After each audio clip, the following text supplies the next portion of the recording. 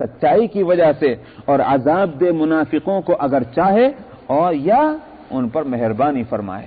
یتوب علیہم کا مطلب مہربانی کرنے کے معنی یہ ہوں گے کہ ان کو توبہ کی توفیق ہو جائے، ان کو ہدایت اللہ سبحانہ و تعالیٰ دے دیں، تو اللہ کو یہ اختیار ہے۔ اس لیے مومنین کو یہ بھی انتظار کرنے کی ضرورت نہیں، جی منافق ہے اس پر عذاب کیوں نہیں آتا، اللہ کی مصلحت، ایک کافر ہے کیوں نہیں عذاب آتا، اللہ کی مصلحت، ہو سکتا ہے کہ اللہ عذاب دے، اور یہ بھی ہو سکتا ہے کہ اللہ توبہ کی توفیق دے دے، پھر عذاب کے ذریعے یہ بھی ہو سکتا ہے کہ دنیا میں عذاب دے، اور یہ بھی ہو سکتا ہے کہ دنیا میں عذاب نہ دے، پورا عذاب دنیا اور آخرت کا سارا ملا کر آخرت ہی میں دے دے، اللہ کو اختیار ہے۔ ان اللہ کان غفورا رحیما، اس لیے کہ اللہ سبحانہ و تعالی مغفرت فرمانے والے مہربان ہیں۔ جب مغفرت فرمانے والے ہیں تو 90 برس کا کافر جو ہے اگر اس پر اللہ مہربانی فرمائے تو اس میں کیا اشکال ہے، اس لیے کہ اللہ تو غفور ہے، رحیمہ اور مہربان بھی ہیں اللہ سبحانہ و تعالی۔ ورد اللہ الذین کفروا بغیظہم لم ینالوا خیرا، آگے فرماتے ہیں اللہ تعالی کہ وہ جو آیت گزری تھی آیت نمبر 20 میں، یحسبون الاحزاب لم یذهبوا، یہ منافق کیا خیال کر رہے ہیں، کیا خیال کرتے ہیں کہ یہ احزاب جو ہیں، یہ جو لشکر ہیں، یہ گئے نہیں، مطلب یہ کہ یہیں کہیں چھپ گئے ہوں گے پھر آئیں گے، گئے نہیں، یہ ان کا خیال تھا، کیونکہ ان کے تو وہم و گمان میں بھی یہ بات نہیں آ سکتی کہ 12,000 کا لشکر جرار پورے عرب کی طاقت مدینے کے مقابلے میں ہو، اور ایسا ہو سکتا ہے کہ رات گزری اور اس طرح سے گزری کہ صبح کے اجالے میں دیکھا تو سارے بھاگ چکے، یہ تو ان کے وہم و گمان میں بھی نہیں آ سکتی تھی بات، وہ تو اس کے انتظار میں بیٹھے تھے کہ اب مدینے کی اینٹ بجی اور اب بجی، اور اب مسلمانوں کا جو ہے وہ قصہ ختم ہوا، لیکن یہ کیا تماشا ہے، وہ کیا سمجھے یہ کوئی جنگی تدبیر ہے، یہ کہیں ادھر ادھر جا کر کے پھر گھوم کر آنے والے ہیں، تو معلوم ہوا کہ یوں کہیے کہ کافروں سے جو ہمدردی ہے، ایک لگاؤ ہے، اس لگاؤ کے تحت یہ سوچنے کو دل ہی نہیں چاہتا ان کا کہ ہاں یہ پیچھے ہار کر چلے گئے، یہ ایک بات تھی، لیکن یہاں ان کا جواب اللہ تعالیٰ دے رہے ہیں، وَرَدَّ اللَّهُ الَّذِينَ كَفَرُوا بِغَيْظِهِمْ لَمْ يَنَالُوا خَيْرًا، اللہ میاں نے کافروں کو کچھ اچھائی حاصل کیے بغیر ان کے پورے غیظ و غضب کے ساتھ ان کو پھیر دیا، کوئی خوش ہو کر تھوڑی گئے تھے، خوب دانت پیستے ہوئے گئے تھے، خوب انگلیوں کو کاٹتے ہوئے گئے تھے، کیا ہے ہمارا بس نہیں چلا ان مومنین پہ، 3,000 کی تعداد اور ہم 12,000، یہ کیا ہو رہا ہے، مگر ایک طرف دانت پیس رہے ہیں، ایک طرف انگلیاں کاٹ رہے ہیں، اور دوسری طرف ان کے پیر بھی اکھڑ رہے ہیں وہاں سے، اور جمنے کو تیار نہیں، اس لیے بغیظہم فرمایا، پھیر دیا، لوٹا دیا اللہ نے کافروں کو ان کے غیظ کے ساتھ، لم ینالوا خیرا، اس حالت میں کہ ذرا بھی تو کوئی ان کو بھلائی نہ حاصل ہوئی، کیوں آئے تھے اور خرچہ ہی کر کے گئے یہاں سے۔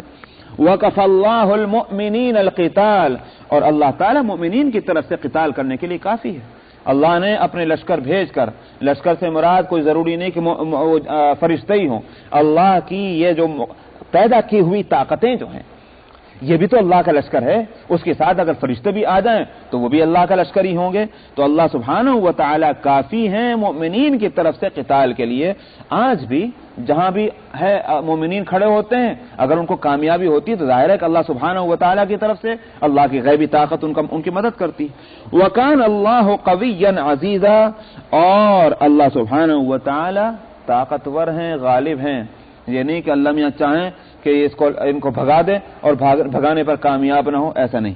وَأَنزَلَ الَّذِينَ ظَاهَرُوهُم مِّنْ أَهْلِ الْكِتَابِ مِنْ صَيَاصِيهِمْ، یہ تو ہوا ان کافروں کا جو مقابلے پر تھے مشرکین، رہ گئے دوسرے وہ جو بنو قریظہ جو پیچھے تھے، فرمایا کہ اور اتار دیا ان کو اللہ تعالیٰ نے اتار دیا ان کو کہ جو ان کافروں کی مدد کر رہے تھے۔ ظاہر سے ہے، ظاہر کہتے ہیں پشت کو، آپ کہتے ہیں ارے بھائی وہ تو اس کی فلانے کی پیٹ ٹھونک رہا، کیا مطلب پیٹ ٹھونکنا، یہ تھوڑی کوئی مکے مار رہا ہے اس کو، بلکہ پیٹ ٹھونکنا ایک محاورہ ہے اس بات کے لیے کہ یہ اس کی مدد کر رہا ہے، تو اسی سے عربی میں بنا ظاہروہم کے معنی یہ ہے کہ یہ بنو قریظہ جو تھے یہود جو مدینے کے پاس رہ رہے تھے، انہوں نے کس طرح سے ان کی مدد کی تھی، پیٹ ٹھونکی تھی ان کی، کن کی، مشرکین کی، کہ ہم ادھر سے بغاوت کریں گے، کیا سزا ملی ان کو، فرمایا کہ اتار دیا ان لوگوں کو جنہوں نے مدد کی تھی اہل کتاب میں سے، ان کی گڑھیوں میں سے۔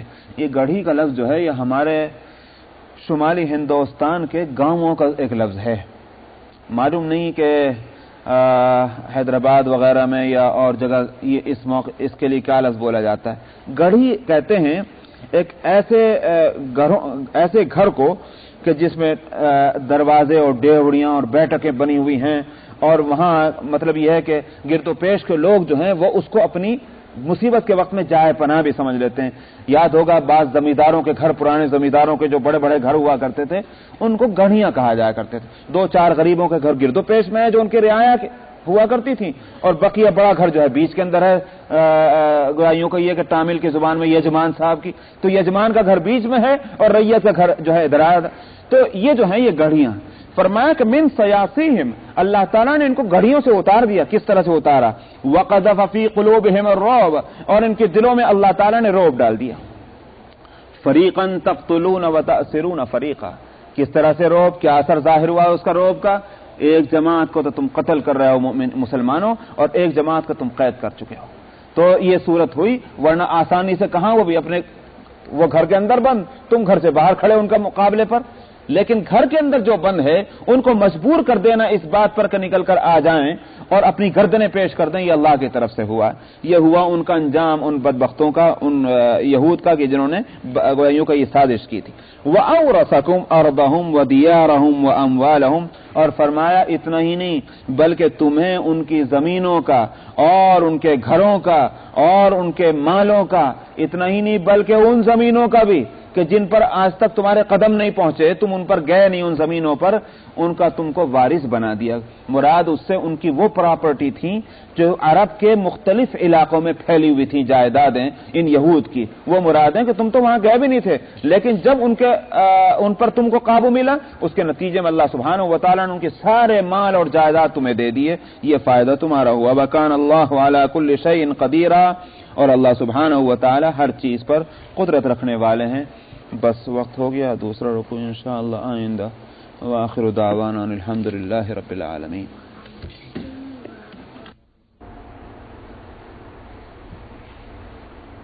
اعوذ باللہ من الشیطان الرجیم،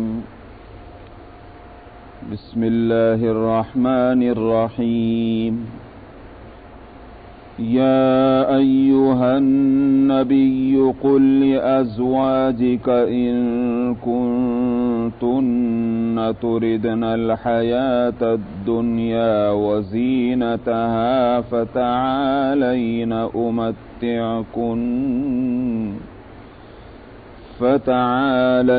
أمتعكن وأسرحكن سراحا جميلا، وإن كنتن تردن الله ورسوله والدار الآخرة فإن الله أعد للمحسنات منكن أجرا عظيما۔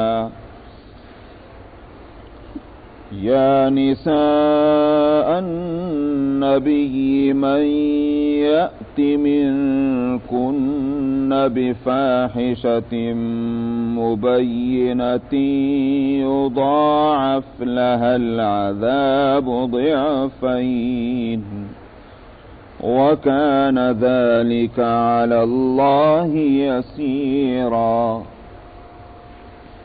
ومن يقنت منكن لله ورسوله وتعمل صالحا نؤتها أجرها مرتين وأعتدنا لها رزقا كريما۔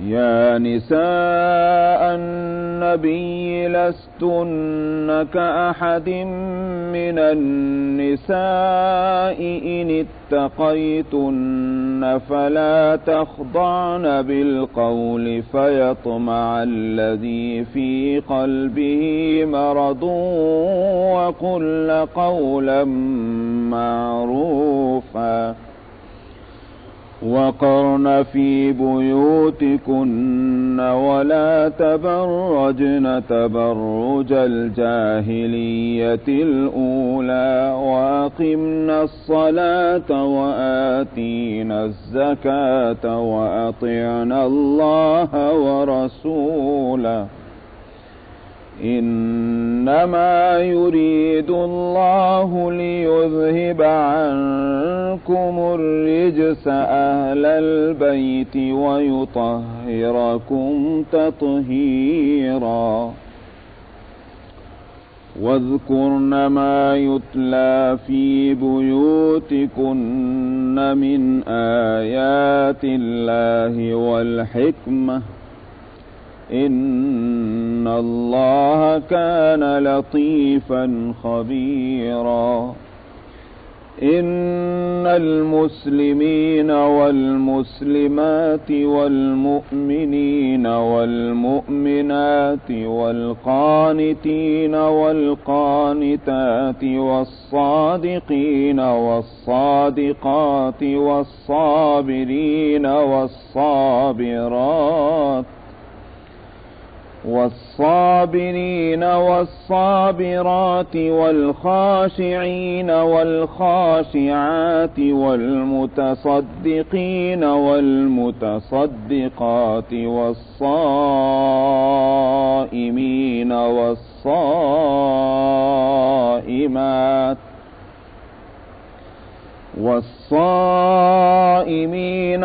والصائمات والحافظين فروجهم والحافظات والذاكرين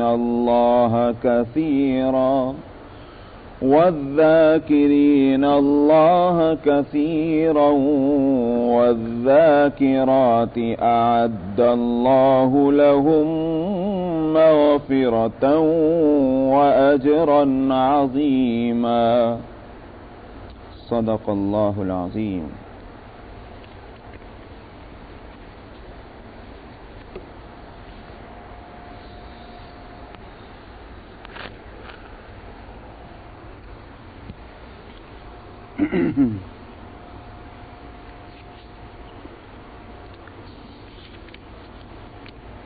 شروع میں سورت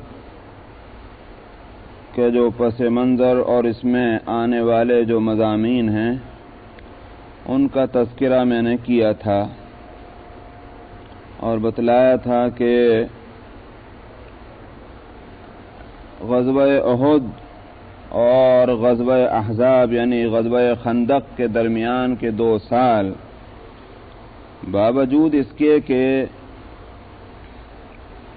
دشمنوں سے مقابلہ آرائی میں صرف ہوئے اور کوئی مہینہ ایسا نہیں گیا کہ کوئی نہ کوئی مہم اور معرکہ پیش نہ آیا ہو، لیکن اس کے باوجود معاشرے کی اصلاح اور اس کے سدھار اور جو معاشرے میں خرابیاں ہیں ان کی درستگی کا کام بھی اسی 2 سال کے عرصے میں ہوا ہے۔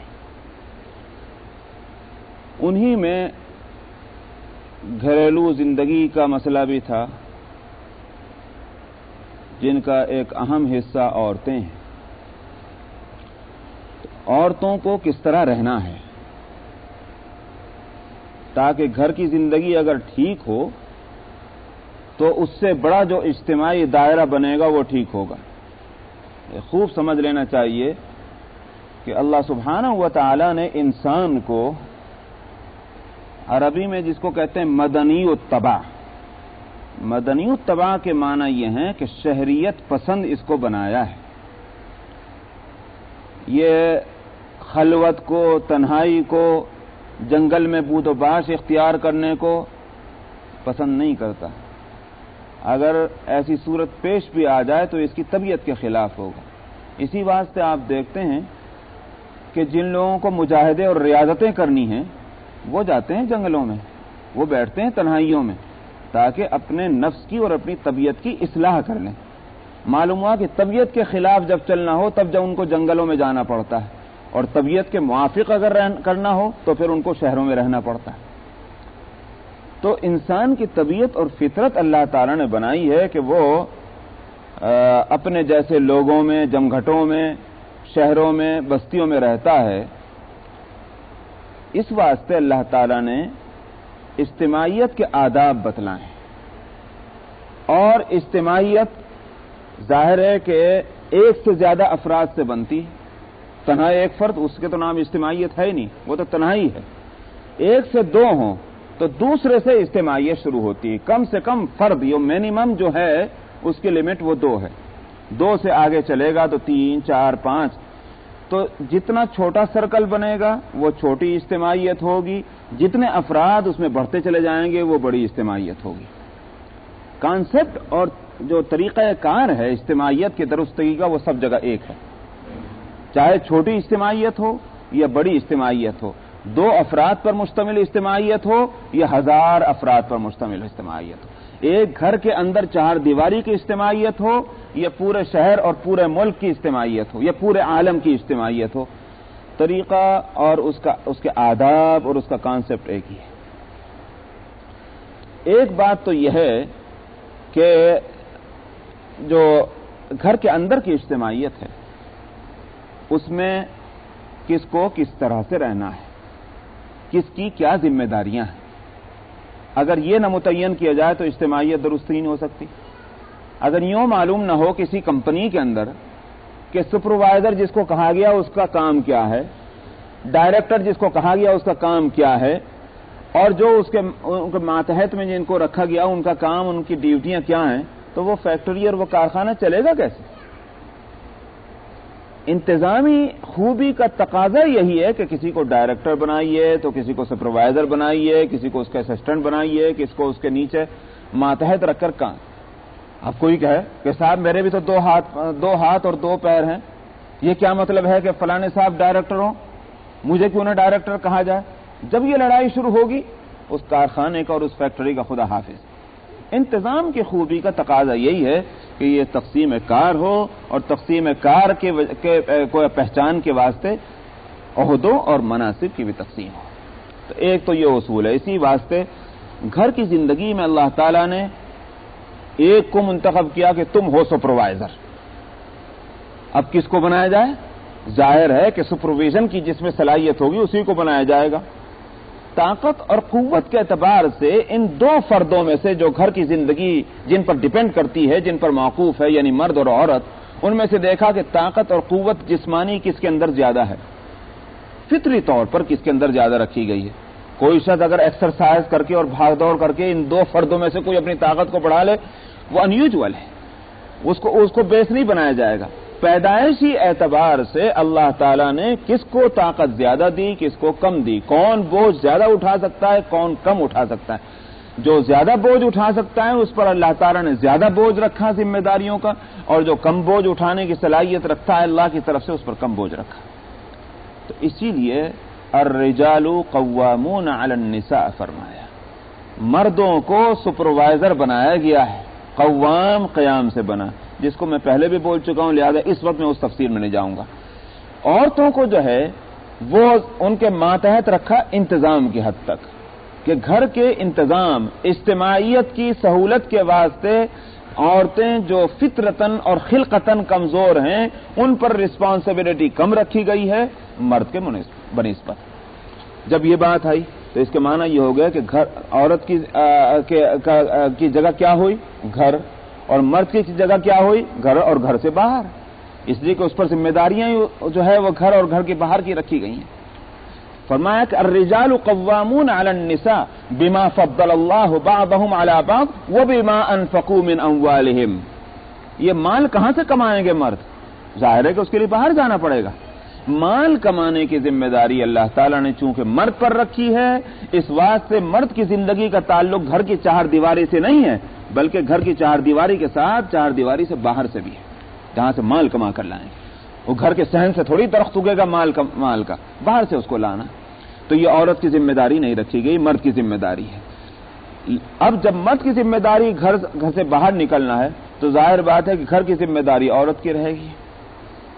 جب عورت کی گھر کی ذمہ داری رہی تو اگر وہ گھر بھی جائے باہر بھی جائے گھر میں بھی رہے تو ظاہر ہے کہ اس کے کام کبھی بھی نہیں ہوگا. جیسے مثال کے طور پر کسی مشین کو دیکھنے کی ذمہ داری آپ کسی کو، جس کو آپریٹر کہتے ہیں، مشین آپریٹ کرنے والا، اگر اس کی ذمہ داری یہ ہے کہ وہ آپریشن کرتا رہے، اس کو آپریٹ کرتے رہے اس مشین کو، وہ اگر باہر جائے گا، فیکٹری سے باہر گھومتا پھرے گا وہ، تو اس مشین کو کون دیکھے گا؟ یہ مشین چلے گی کیسے؟ اس مشین کا پروڈکشن ہوگا کیسے؟ اس آپریٹر کو تو ہر وقت وہیں رہنا، یہی اس کی ڈیوٹی ہے، یہی اس کی جاب ہے۔ اگر وہ مشین چھوڑ کر باہر چلا جاتا ہے تو یہ مشین نہیں چل سکتی، کہیں نہ کہیں جا کر کے اس کا کام خراب ہو ہی جائے گا مشین کا۔ تو یہ ایک اصول ہے اجتماعیت کا کہ ایک کی ذمہ داری رکھی ہے اس اجتماعیت کے اندر کی کہ وہیں رہے وہ جو اس کا سرکل ہے، اور ایک کی ذمہ داری رکھی کہ اس سرکل اور سرکل سے باہر۔ اب مسئلہ جب یہ ہوا کہ مرد کما کر لائے اور عورت نہ کمائے تو خرچ کون کرے گا؟ ظاہر ہے عورت۔ لیکن خرچ کرنا تو بہت آسان کام ہے، اس کی کوئی لمٹ نہیں ہو سکتی، کتنا بھی خرچ کرتے رہیے۔ لمٹ اگر ہو سکتی ہے تو یہی کہ مرد جتنا کما کر لا رہا ہے خرچ کو اسی دائرے میں رکھا جائے، اس دائرے سے باہر نہ جائے۔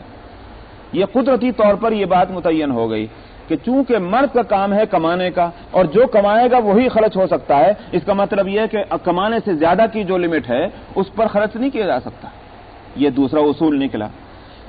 اب سمجھیے آپ، معاملہ یہ ہوا کہ نبی کریم صلی اللہ علیہ وسلم کار نبوت میں لگے ہوئے ہیں، دین کا کام کر رہے ہیں۔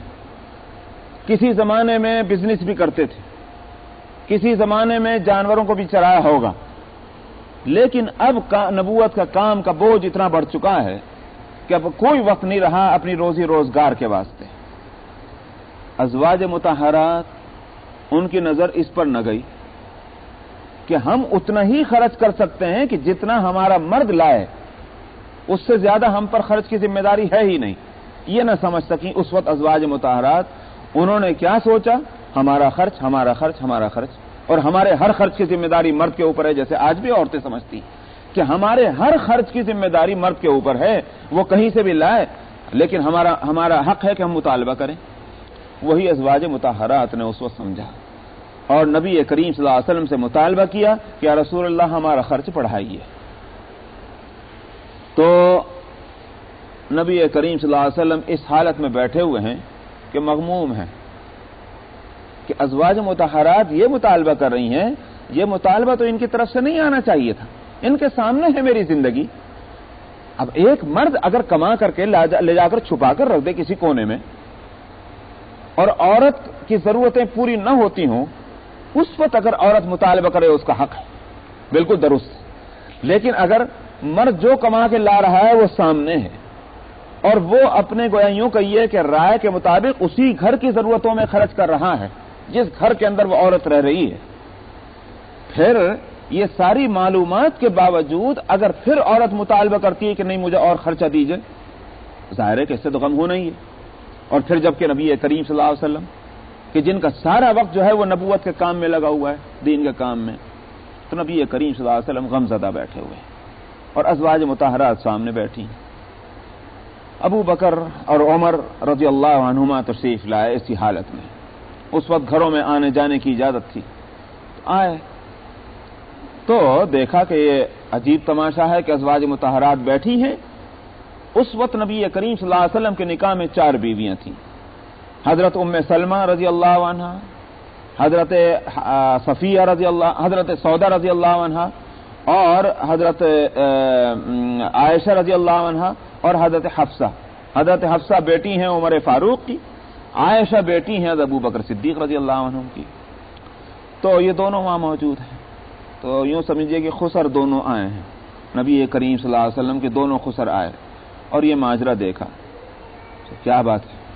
نبی کریم صلی اللہ علیہ وسلم نے فرمایا کہ جیسا کہ تم دیکھ رہے ہو یہ مجھ سے خرچے کی بات کر رہی ہیں، خرچے میں اضافے کی بات کر رہی ہیں مجھ سے، یہ آپ نے فرمایا۔ ابو بکر صدیق نے بھی، عمر فاروق نے بھی، دونوں نے اپنی اپنی بیٹیوں کو ڈانٹا، یہ کیا حرکت تم نے شروع کر دی؟ اللہ کے رسول کو تم پریشان کر رہی ہو اور اس بات کا مطالبہ کر رہی ہو جو اللہ کے رسول کے پاس نہیں ہے، یعنی اس مال کا کہ جو آپ کے پاس۔ وہی بات کہ اگر اللہ کے رسول صلی اللہ علیہ وسلم چھپا کر رکھ دیتے کچھ مال جو ان کا اپنا تھا اور بیویوں کو دینا تھا لیکن نہیں دیتے، تو بے شک تمہارا حق تھا مطالبہ کرتے، مگر اللہ کے رسول کے پاس وہ چیز ہے نہیں جو تم مطالبہ کر رہی ہو۔ تو اس کے بعد کچھ وقت گزرا اور نبی کریم صلی اللہ علیہ وسلم نے، جیسا کہ روایتوں میں آتا ہے نبی کریم صلی اللہ علیہ وسلم نے فرمایا کہ میرے پاس اس کا کوئی جواب نہیں ہے، انتظار کرو. اور آپ نے کچھ دن کے بعد یوں کہیے کہ وہ تعلق کہ جس طرح سے پہلے سے چلا آتا تھا اس طرح کا باقی نہیں رکھا.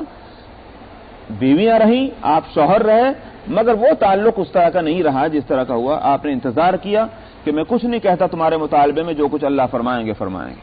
اس وقت تک کے لیے اپنے تعلق کو موقوف رکھا. یہ آیتیں اس پر نازل ہوئیں. یا ایھا النبی قل لازواجک، اے نبی آپ کہہ دیجئے اپنی بیویوں سے، ان کنتن تردن الحیات الدنیا، اگر تم نے ارادہ کیا ہے دنیا کی زندگی اور اس کی چمک دمک کا، وزینتہا، تمہیں دنیا کا عیش و آرام اور جو اس میں رونقیں ہیں وہ چاہیے، ویسے کپڑے چاہیے جو دنیا والوں کی نظر میں اچھے ہوں، ویسا کھانا پینا چاہیے جو دنیا والوں کی نظر میں اچھا ہو، ویسے رہن سہن چاہیے جس کو دنیا والے پسند کرتے ہوں. اگر تمہیں یہی چاہیے فتعالینا، تو آؤ، امتعکن واسرحکن سراحا جمیلا، میں تمہیں سامان دے دلا کر تمہیں اچھی طریقے پر رخصت کر دوں. جاؤ، میں کوئی لڑائی کی کوئی بات نہیں. ٹھیک ہے تم دنیا چاہتی ہو تو دنیا میں جو کچھ مجھے مل سکتا ہے میں تمہیں دے کر کے عزت کے ساتھ تمہیں رخصت کر دوں. جھگڑے کی کوئی بات نہیں. اس سے معلوم یہ ہوا کہ اگر کسی وقت نباہ نہ ہو تو بھی ہر طریقے دو طریقے نہیں کرنے چاہیے. یہ شریفوں کا طریقہ نہیں ہے، بلکہ اگر اختلاف ہے مزاج کا، رائے کا اختلاف ہے اور نباہ نہ ہو رہا ہو مرد اور عورت کے درمیان میں، تو گالم گلوچ کر کے اور لڑائی جھگڑا ہمیشہ کے لیے کھڑا کر کے وہ مناسب نہیں ہے. اس کو عزت کے ساتھ رخصت کر دیا جائے. اس واسطے کہ یہ جو چھوٹ چھٹا ہو رہا ہے اختلاف مزاج کی وجہ سے ہو رہا، اس کو دشمنی میں کیوں بدلا جائے، منتقل کیا جائے؟ دشمنی تو بہت بری چیز ہے. دو مسلمانوں میں اتفاق ہونا چاہیے. تو ساتھ رہنے میں اختلاف ہے، نہیں ہے کہ اس کو جینے کا بھی حق نہیں. تو اس لیے عزت کے ساتھ جوڑا دے کر کے، کچھ سامان دے کر کے، کچھ روپیے پیسے دے کر کے، بہرحال اچھی طرح سے اس کو رخصت کرنا چاہیے. یہ آداب اس سے نکلیں. وَإِن كُنتُنَّ تُرِدْنَ اللَّهَ وَرَسُولَهُ، اور اگر تم چاہتی ہو اللہ کو اور اس کے رسول کو، وَالدَّارَ الْآخِرَةَ، اور آخرت کا گھر، وہاں کی کامیابی تم کو چاہیے. یعنی مطلب یہ دنیا نہیں چاہیے. دنیا نہ چاہنے کے یہ معنی نہیں کہ ہمیں نہ روٹی چاہیے نہ کپڑا چاہیے، بلکہ یہ کہ تمہارے پیش نظر آخرت کے بدلے میں اگر دنیا ہے تو آ جاؤ، میں تمہیں دنیا میں رہنے کا تمہیں حق دے دوں. اور اگر دنیا عزیز نہیں ہے بلکہ آخرت اس کے مقابلے میں عزیز ہے، تو فرمایا کہ فَإِنَّ اللَّهَ أَعَدَّ لِلْمُحْسِنَاتِ مِنْكُنَّ أَجْرًا عَظِيمًا، تو پھر حقیقت تو یہ ہے کہ اللہ نے نیک بیویوں کے واسطے بہت بڑا اجر تیار کر کے رکھا ہوا ہے. جس کو آخرت چاہیے تو آخرت ملے، وہ دنیا میں کیوں چاہتا ہے؟ نماز پڑھتے ہیں ہم، کیوں پڑھتے ہیں نماز؟ اس واسطے کہ ہمیں روٹی ملے. روزہ اس لیے رکھتے ہیں کہ تاکہ ہم کو کپڑے ملے. حج کرنے اس واسطے جاتے ہیں کہ تاکہ ہم کو صحت اور تندرستی ملے. جس کو اس واسطے نمازیں پڑھنی اور روزے رکھنے ہیں اس نے اپنا نقصان کیا، اپنا وقت برباد کیا. جس نے یہ سارے کام اس لیے کیے ہیں کہ آخرت میں بدلہ ملے، وہ کیوں منتظر ہو کے بیٹھے گا دنیا میں کہ میں چونکہ نماز پڑھ رہا ہوں لہذا میری صحت ٹھیک ہونی چاہیے، میں چونکہ روزے رکھ رہا ہوں لہذا مجھے روزی ملنے چاہیے، میں چونکہ حج کو جا رہا ہوں میرے مال میں برکت ہونی چاہیے. اس کا انتظار فضول ہے.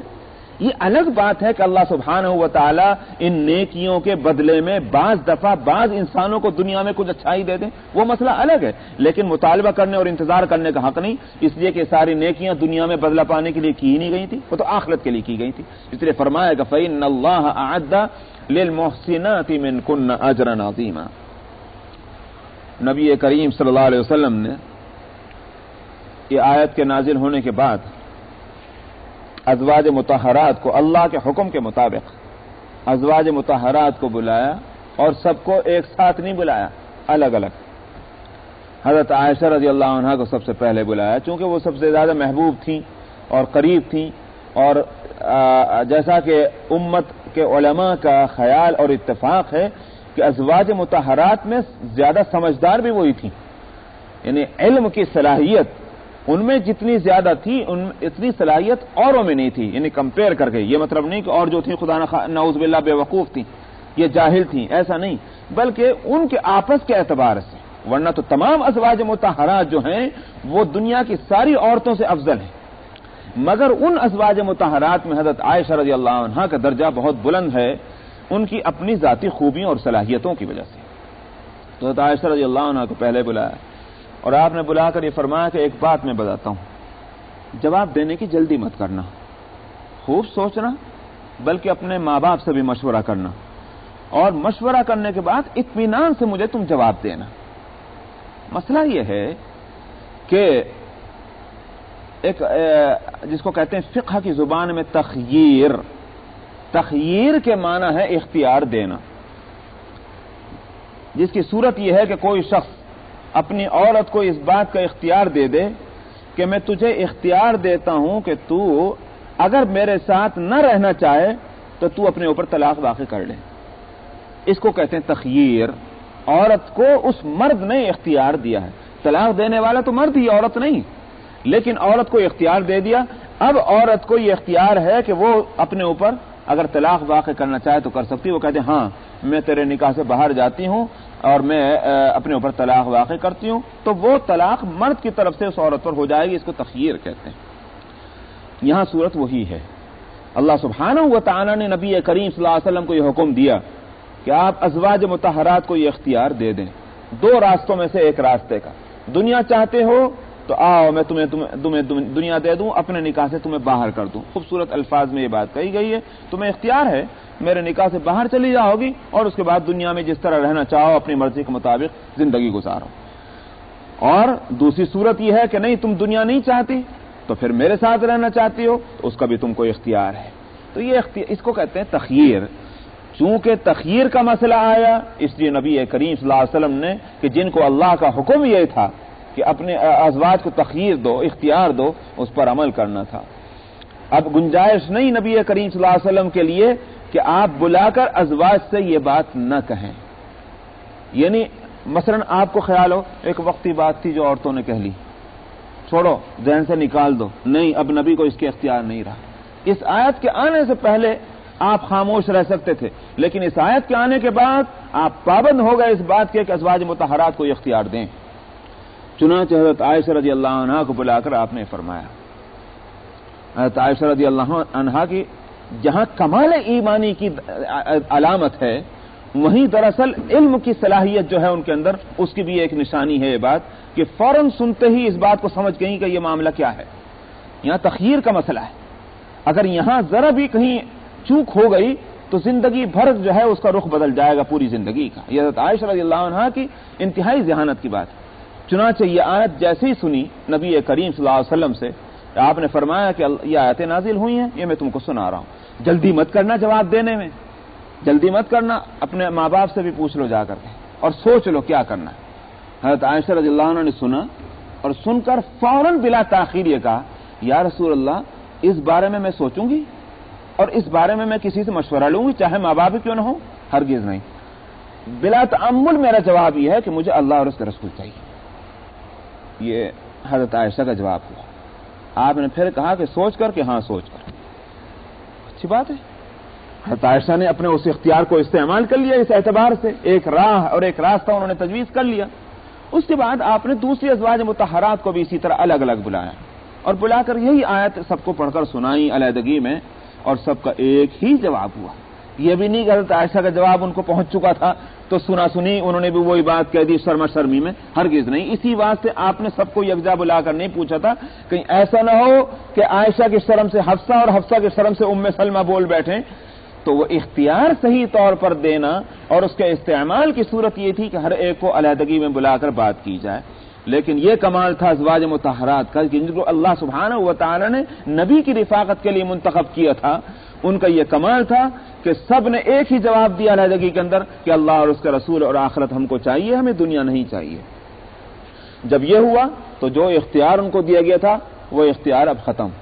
اب نبی کو بھی اختیار نہیں رہا ان کو طلاق ان کو اپنے نکاح سے نکال دینے کا. اس آیت کے اعتبار سے وہ اختیار نبی کا ختم ہو گیا، نبی نے سنا دیا اور عورتوں نے اس اختیار کو استعمال کر لیا اللہ کے رسول کے ساتھ رہنے کا. آگے فرمایا کہ یا نساء النبی من یأتی منکن بفاحشۃ مبینۃ یضاعف لها العذاب ضعفین. اے نبی کی عورتوں، تم میں سے جو کھلی بے حیائی کی بات کرے گی اس کو دگنا عذاب دیا جائے گا. وَكَانَ ذَلِكَ عَلَى اللَّهِ يَسِيرًا, اور یہ بات اللہ پر آسان ہے, یعنی دگنا عذاب دینا کوئی مشکل نہیں. یہ نہ سمجھو کہ تم چونکہ نبی کی بیویاں ہو لہذا تمہیں عذاب نہیں ہو سکتا, تم بہت اونچے درجے کی عورتیں ہو لہذا تمہاری گرفت نہیں ہو سکتی, ایسی کوئی بات نہیں. جس طرح دنیا کے ہر انسان کو عذاب دینا اور اس کی پکڑ کرنا اللہ کے لیے آسان ہے, نبی کی بیویوں کے لیے پکڑ کرنا بھی اللہ کے لیے اتنا ہی آسان ہے. وَكَانَ ذَلِكَ عَلَى اللَّهِ يَسِيرًا کے معنی یہ. یہاں اس سے اشارہ یہ ہے کہ نبی کی مرضی کے خلاف یا کوئی ایسا کام کہ جو نبی کے دل پر بوجھ بنتا ہو وہ نبی کی بیویوں کے لیے زیب نہیں دیتا. اتنی سی بات کو کن لفظوں میں کہا گیا؟ بفاحشۃ مبینہ. فاحشہ کہتے ہیں اس برائی کو کہ جس کو شریعت ہی برا نہ کہتی ہو بلکہ عام سوسائٹی میں بھی اس کو برا کہا جاتا ہو. مثلا چوری جو ہے یہ ایک فحش چیز ہے. اس کے واسطے شریعت سے مسئلہ پوچھنے کی ضرورت نہیں کہ چوری کرنا برا ہے کہ گناہ ہے یا نہیں, ہر سوسائٹی میں اس کو برا کہا جاتا ہے. اسی طرح سے زنا جو ہے وہ فحش ہے, ہر سوسائٹی میں اس کو برا کہا جاتا ہے. یہ الگ بات ہے کہ زنا کی تعریف کیا ہے. مثلا امریکن سوسائٹی میں ایک مرد اور ایک عورت راضی خوشی سے اگر یہ کام کر لیں تو ان کے ہاں زنا نہیں ہے, زبردستی اگر ہو تو پھر زنا ہے. وہ انہوں نے زنا کی تعریف بدل دی, وہ مسئلہ الگ ہے. لیکن زنا جو ہے وہ ہر سوسائٹی کے اندر بے حیائی کی بات ہے. اسلام میں وہ یہ تعریف نہیں جو امریکن سوسائٹی میں ہے. اسلام میں یہ ہے کہ ایک مرد اپنی بیوی سے کہ جس سے کہ اللہ کا نام لے کر رشتہ قائم کیا گیا ہے اس کے علاوہ جس سے بھی یہ ضرورت پوری کرے گا اس کا نام زنا ہوگا, چاہے رضامندی سے ہو یا بے رضامندی. بلکہ شریعت میں تو مسئلہ یہ ہے کہ نظر اس پر ہے کہ زنا عام حالات میں ممکن ہی نہیں ہو سکتا جب تک کہ عورت اپنے اوپر قابو نہ دے مرد کو.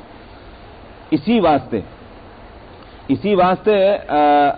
یہ نہیں ہے کہ عورت زنا کرنے والے مرد ہی کو سزا ملے گی بلکہ زنا کرنے والی عورت کو بھی سزا دی گئی ہے.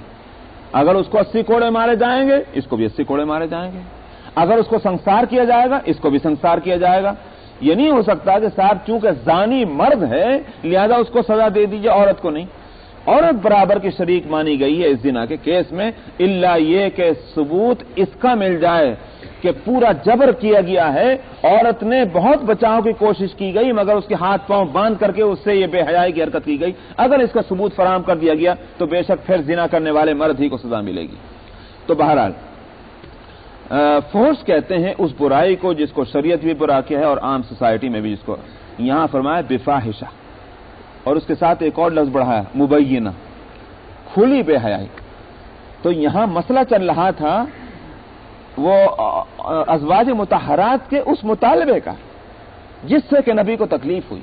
معلوم ہوا کہ ازواج مطہرات کے لیے اتنی حرکت بھی ان کے حق میں وہ ہے جو عام عورتوں کے لیے جس کو فاحشہ مبینہ کہا جائے گا, یا تو یوں کہیے یا پھر فاحشہ مبینہ کو اپنے عام لفظوں میں رکھیے, عام معنی میں رکھیے کہ بے حیائی کا کام تم سے نہیں ہونا چاہیے اے نبی کے عورتوں. جتنی بات ہو گئی وہ تو ہو گئی مگر آئندہ کے لیے ہم اور بڑی برائیوں سے بھی تم کو روکنا چاہتے ہیں.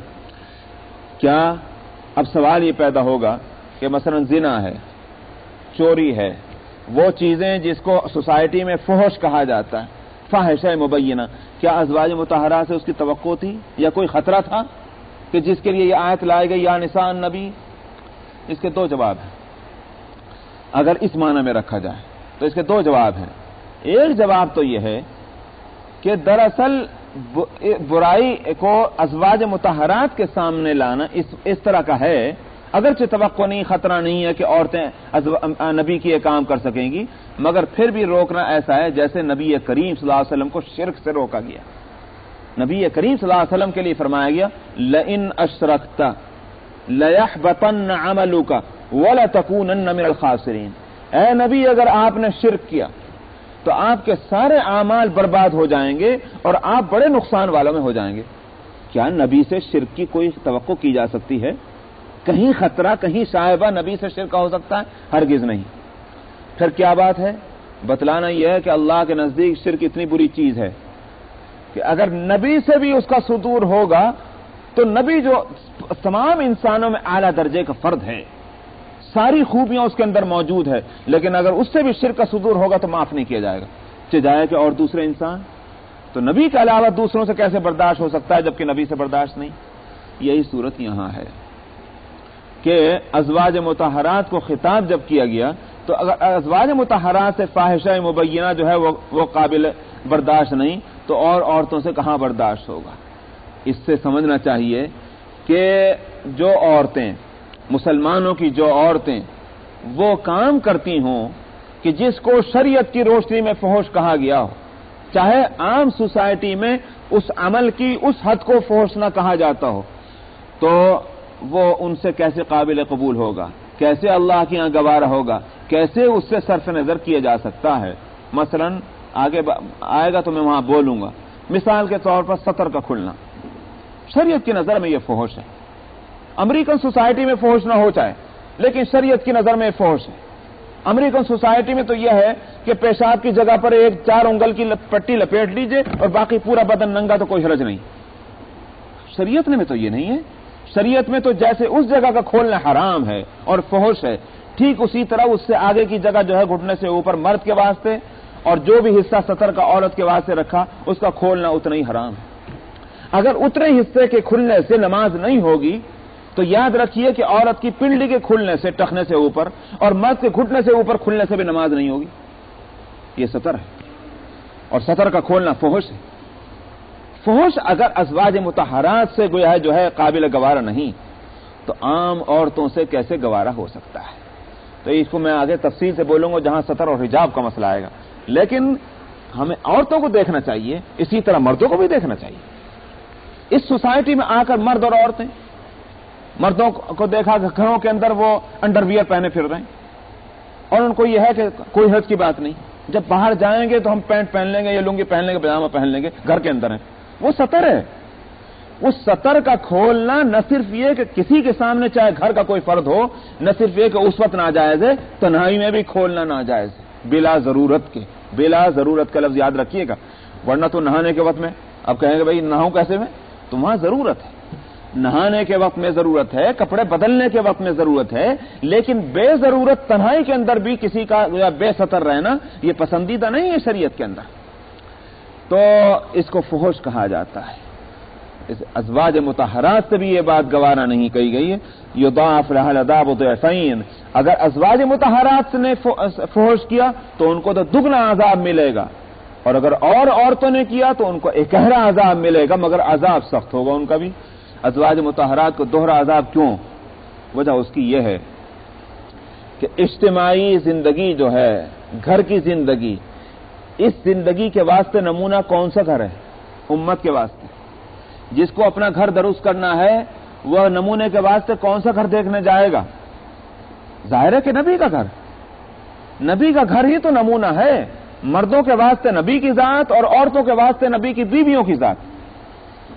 عورتیں اگر اپنے واسطے کوئی نمونہ دیکھنا چاہتی ہیں تو وہ ازواج مطہرات ہیں۔ اسی واسطے آگے وہ آیت آ رہی کہ یا نساء النبی لستن کاحد من النساء، اے نبی کی عورتوں تم دوسری عورتوں کی طرح نہیں ہو، مراد اس سے وہی ہے، تم نمونہ ہو، ایگزامپل ہو دوسری سارے جہان کی عورتوں کے واسطے۔ اگر تم سے ہی غلطی ہو گئی تو دوسری عورتیں کہاں صحیح ہوں گی؟ نمونہ ایگزامپل اگر غلط ہو گیا، مثال کے طور پر آپ کوئی پرزہ بنانا چاہتے ہیں، کسی مشینری کا کوئی پرزہ جو ہے وہ آپ بنوانا چاہتے ہیں، آپ کسی فیکٹری میں جہاں پرزے بنائے جاتے ہیں وہاں لے جا کر آپ ایک نمونہ، ایک سیمپل لے جائیں کہ صاحب مجھ کو ایسا پرزہ چاہیے، ایسا ٹول مجھ کو چاہیے۔ اگر وہ ٹول ہی خراب ہے تو ظاہر ہے کہ سارے ٹولز ویسے ہی تو بنیں گے۔ ٹول جو ہے وہ جس کو آپ سیمپل کے طور پر لے جا رہے ہیں وہ بالکل کوئی پرفیکٹ ہونا چاہیے جس کی آپ کو ضرورت ہے۔ اگر وہ پرفیکٹ ہے تو توقع کی جا سکتی ہے کہ اس کے مطابق اور ٹول صحیح بنیں گے۔ نبی کا گھر جو ہے وہ سیمپل ہے، وہ ایگزامپل ہے دوسروں کے واسطے، اس میں ذرہ برابر بال برابر بھی کوئی فرق نہیں رہنا چاہیے۔ تو اس واسطے یہاں نبی کی عورتوں کو فرمایا گیا کہ تم سے اگر بے حیائی کا کام ہو گیا دگنا عذاب ملے گا تم کو، اور اسی واسطے اس سے خود بخود یہ بات سمجھ میں آئی کہ اگر نبی کے گھر میں برائیاں نہ ہوں بلکہ نیکیاں ہوں تو اجر بھی ان کا دگنا، اس واسطے کہ جن کا درجہ اونچا ہے اور ان کی اگر برائیوں کی سزا زیادہ ہوگی تو ان کی نیکیوں کا اجر بھی زیادہ ہونا چاہیے۔ افراد کے ساتھ بھی اللہ کا معاملہ یہی ہے، زمانے کے ساتھ بھی اللہ کا معاملہ یہی ہے، مکان کے ساتھ بھی اللہ کا معاملہ یہی ہے۔ جس زمانے کے اندر اعمال خیر کا اجر زیادہ ہے، خوب یاد رکھیے